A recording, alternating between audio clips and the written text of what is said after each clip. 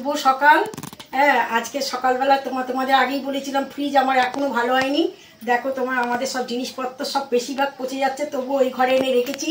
AC টেসি চলে, পাখা চলে, সেই জন্য এই কারণে এনেছি।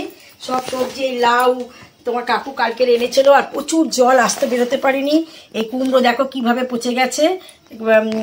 এটা হচ্ছে এই যে কচুরমুখী, এটা হচ্ছে ওল, পেঁয়াজ, গাজর, এই দেখো লঙ্কার এখন কি দাম। সেই লঙ্কা মুখ ছাড়িয়ে কোথায় কৌটোয় করে ফ্রিজে রাখবো, সে তো আর রাখার সম্ভব নয়, এই বাইরে সব পড়ে আছে। আর এই দেখো লাউ বাউ সব শুকিয়ে যাচ্ছে, কিছু করার নেই। পটল সব পেকে গেছে, এই ফেলে দেওয়া ছাড়া কিচ্ছু নেই, কিচ্ছু খাওয়া যাবে না। এই ঝিঙে না, এটা হচ্ছে করলা না, এটা হচ্ছে কাঁকরোল। এই যে করলা, আদা তো একটা এতখানি পচে গেছে, ফুলে উঠেছে, কিছু করার নেই। ঢ্যাঁড়স, আর এই যে মেয়ের জন্য এলো, এটা অনলাইনে এলো, মেয়ে এক্ষুনি আনা ওটস।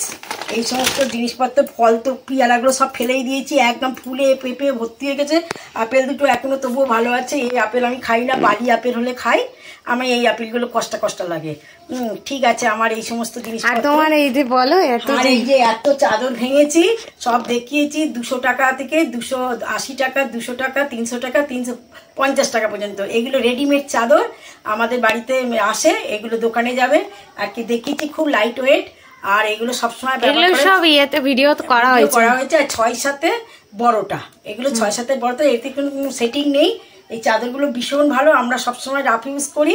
ঘরে বাচ্চা টাচ্চা থাকলে খুবই ভালো লাগে, মানে পড়তে কোনো অসুবিধা হয় না। ঠিক আছে, আমার রান্না বান্না, আমার কথাবার্তা, সবজি মবজি, চাদর পাদর দেখে তোমাদের যদি পছন্দ হয়ে থাকে, পচা সবজি থেকে ভালো লাগবে কেন বলো? আমাদের তো কোনো উপায় নেই। আমাদের পিটু রানী আসছে, চাদরের উপর দিয়ে লাফিয়ে চলে এলো। পিটু বাচ্চাকে দুধ খাইয়ে এলো।